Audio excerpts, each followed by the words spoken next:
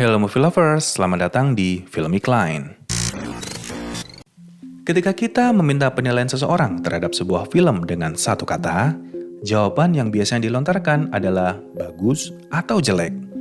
Di beberapa video sebelumnya, saya cenderung membahas film-film yang saya golongkan sebagai film yang bagus atau baik. Bisa dibuktikan dengan ratingnya di IMDb atau Rotten Tomatoes. Nah, pada video kali ini kita akan membahas film yang digolongkan sebagai film yang tanda kutip kurang bagus. Saya tidak menyebutnya jelek, karena bagaimanapun hasilnya, saya rasa kita tetap perlu menghargai karya seseorang. Terlebih lagi jika karya tersebut melibatkan banyak orang dan proses pembuatannya tidaklah mudah. Film yang akan saya bahas kali ini berjudul Bliss. Film ini menceritakan tentang sepasang kekasih yang hidup di dalam sebuah simulasi realitas. So, sekarang mari kita masuk ke alur dan pembahasan. Di awal film, kita melihat tokoh utama dalam film ini yang bernama Greg. Dia sedang menggambar sesuatu di beberapa kertas saat berada di dalam ruang kerjanya. Dia berusaha mengabadikan hal-hal yang datang ke pikirannya belakangan ini. Selain itu, kehidupan Greg dengan keluarganya juga sedang tidak baik. Dia mencoba menolak ajakan untuk datang ke wisuda putrinya. Hal ini dilakukannya untuk menghindari pertikaian dengan mantan istrinya. Di sini sangat terlihat jika kepala Greg dipenuhi banyak hal, sehingga dia sedikit kewalahan dan menyebabkan dia tidak fokus untuk melakukan pekerjaan utamanya. Performa kerja yang kian menurun memaksa bos di tempatnya bekerja yang bernama Bjorn memecat Greg. Namun masalah lain juga datang. Saat berada di dalam ruangan Bjorn, Greg tanpa sengaja menyebabkan sebuah insiden di mana Bjorn terjatuh dan kepalanya menghantam sudut meja. Greg lalu menyembunyikan Bjorn yang sudah tidak bernyawa dengan menyandarkannya di jendela dan menutupinya dengan gorden. Dia kemudian pergi meninggalkan ruangan itu. Akan tetapi, di sini reaksi Greg atas kematian lalu menyembunyikan mayat Bjorn menurut saya agak aneh. Dia tampak tidak begitu panik atas apa yang dilakukannya. Padahal jika Greg baru pertama kali melakukan kejahatan, harusnya dia menunjukkan reaksi yang berbeda. Greg lalu pergi ke bar di depan kantornya dan bertemu dengan Isabel, orang yang memberitahunya bahwa dia sedang berada di dalam dunia simulasi. Isabel kemudian meyakinkan Greg jika dia mampu membuat alibi atas kejadian sebelumnya. Isabel mengatakan dengan bantuan sebuah kristal berwarna orange, dia mampu mengendalikan semua orang atau benda yang berada di dunia buatan. Satu hal yang dia tidak bisa kendalikan adalah orang yang berasal dari dunia nyata, seperti Greg dan Isabel. Setelah menelan kristal itu, dari jauh, Isabel dan Greg lalu membuka jendela tempat Greg menyembunyikan mayat Bjorn, agar mayat itu terjatuh, sehingga membuat semua orang yang menyaksikannya menganggap Bjorn bunuh diri. Mereka lalu lari dan bersembunyi di tempat Isabel, sampai kasus tentang kematian Bjorn ditutup. Saat berada di tempatnya, Isabel menyampaikan kepada Greg jika seseorang yang berada di dalam lukisannya adalah Isabel sendiri. Isabel mengatakan jika di kehidupan nyata, dia dan Greg adalah sepasang kekasih. Selang beberapa hari, setelah kembali menikmati hidup di dunia simulasi sebagai seorang kekasih, Isabel mengajak Greg mendatangi seseorang yang juga dari dunia nyata untuk meminta kristal orange. Orang ini bernama Kendo. Dia adalah satu-satunya orang yang bisa membuat kristal itu di dunia simulasi. Di sini, Greg juga bertemu putrinya yang mengajak Greg pulang. Tapi Greg menolaknya.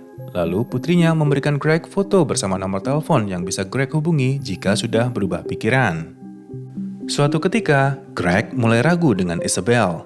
Dia mencoba menghubungi putrinya. Isabel yang tidak mau kehilangan Greg, akhirnya mengajak Greg untuk keluar dari dunia simulasi dengan menggunakan sebuah alat dan juga beberapa kristal berwarna biru. Namun, jumlah kristal yang dimiliki Isabel tidak cukup untuk digunakan oleh dua orang. Dan tanpa memikirkan konsekuensinya, Isabel tetap menjalankan niatnya. Isabel dan Greg kemudian terbangun di dalam lab tempat di mana simulasi ini dijalankan. Dan benar, ternyata hanya ada beberapa orang dari dunia nyata. Dan mereka menyebut orang-orang di dunia simulasi dengan sebutan FGP, kependekan dari Fake Generate Person, atau orang buatan palsu. Dan putri Greg sendiri adalah salah satu dari FGP. Ketika sudah berada di dunia nyata, ingatan Greg tak kunjung kembali. Mungkin ini adalah salah satu konsekuensi karena mereka menggunakan jumlah kristal yang tidak seharusnya untuk keluar dari dunia simulasi. Tapi, Greg sangat menikmati dan bahagia dengan dunia nyata yang sangat kontras dengan dunia simulasi ini. Dan ini adalah bukti capaian dari penelitian Isabel yang bertujuan untuk menimbulkan apresiasi terhadap dunia nyata. Penyebab Isabel melakukan penelitian ini adalah karena orang-orang di dunia nyata mulai tidak mensyukuri dengan apa yang mereka miliki. Hidup dengan kecukupan, bahkan kemewahan, justru membuat orang-orang selalu merasa kurang. Namun, ternyata ada konsekuensi lain atas apa yang dilakukan oleh Isabel sebelumnya.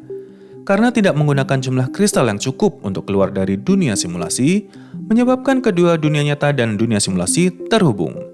Saat berada di dunia nyata, Greg seringkali melihat anaknya yang seharusnya hanya berada di dunia simulasi.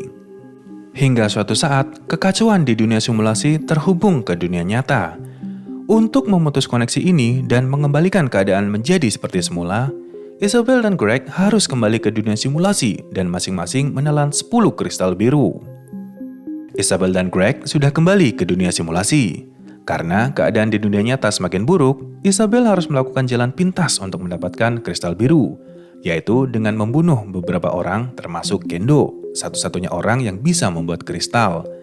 Dan mereka pun melakukan aksi kejar-kejaran dengan polisi. Untuk dapat kembali ke dunia nyata, mereka harus menggunakan alat yang sama seperti sebelumnya. Namun mereka meninggalkan alat itu di tenda tempat tinggal Isabel. Mereka lalu kembali ke tenda, tapi polisi juga datang dan mengepung mereka. Situasi diperparah saat Isabel mengetahui jika jumlah kristal biru lagi-lagi tidak cukup untuk mereka berdua. Greg meminta Isabel membunuh dia. Tapi Isabel tidak yakin jika seseorang yang mati di dunia simulasi dapat tetap hidup di dunia nyata. Di saat situasi semakin genting, tiba-tiba anak Greg datang. Greg lalu sadar bahwa dunia simulasi tidak begitu buruk baginya. Dia masih punya anak yang begitu menyayangi dia. Greg lalu memutuskan untuk tetap tinggal di dunia simulasi agar dia tetap bisa bersama anaknya, serta agar dapat menyelamatkan Isabel untuk kembali ke dunia nyata. Isabel lalu keluar untuk mengalihkan perhatian polisi agar Greg dapat kabur dan menyelamatkan diri. Saat Greg sudah berhasil pergi, Isabel lalu menggunakan alat yang dipegangnya dan kembali ke dunia nyata. Film pun ditutup dengan adegan Greg bertemu anaknya di sebuah taman. Mereka lalu berpelukan dan film pun selesai.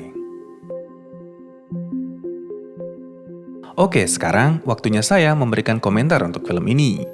Tidak seperti pembahasan beberapa film sebelumnya, di mana saya biasanya akan menyampaikan komentar yang merupakan bagian dari apresiasi. Kali ini saya akan menyampaikan komentar berupa kritik. Menurut saya, ada beberapa kekurangan di dalam film ini, seperti setup film terlalu panjang. Film berdurasi 100 menit ini butuh waktu 1 jam lebih untuk memberitahu penontonnya tentang apa yang benar-benar terjadi. Kemudian baru memunculkan konflik utamanya di menit ke-80. Waktu yang cukup lama bahkan untuk penonton yang sabar sekalipun. Karena dalam film, konfliklah yang membuat penonton bertahan untuk menghabiskan film sampai selesai. Saya awalnya mengira ketika Isabel dan Greg kembali ke dunia nyata, akan ada twist yang muncul. Dan ternyata hanya plot biasa yang menurut saya murni untuk memberitahu penonton tentang apa yang terjadi. Yaitu ketika Isabel secara resmi menerbitkan penelitiannya. Kemudian karakter Isabel sendiri menurut saya kurang menarik. Dan ini murni dari sisi karakternya dan juga mungkin kemampuan sutradara untuk mengarahkan aktornya. Karena kalau dari sisi akting, seharusnya Salma Hayek bisa memerankan Isabel jauh lebih baik. Kita tahu dia adalah aktris legendaris, bukan aktris baru yang masih kurang pengalaman. Dan plotnya sendiri menurut saya agak lemah, sehingga banyak memasukkan adegan-adegan yang tidak terlalu penting yang tidak mendukung cerita utama. Well, tapi dari beberapa kekurangannya, menurut saya ending bittersweet-nya lumayan menarik. Walaupun Greg tidak bisa kembali ke dunia nyata, tapi dia bisa hidup bahagia di dunia simulasinya. Ending film ini mirip dengan ending film dengan genre yang sama berjudul Source Code, di mana tokoh utamanya memilih untuk tinggal di dunia simulasi. I think we should stay here for a while. This feels like exactly where we're supposed to be, doesn't it? So, bagi kalian yang belum menonton film ini, silakan menonton terlebih dahulu. Lalu sampaikan pendapat kalian tentang film ini di kolom komentar. Sekian pembahasan film kali ini. Jangan lupa klik tombol like dan subscribe di bawah ya. Kita bertemu lagi di pembahasan film berikutnya. Sampai jumpa.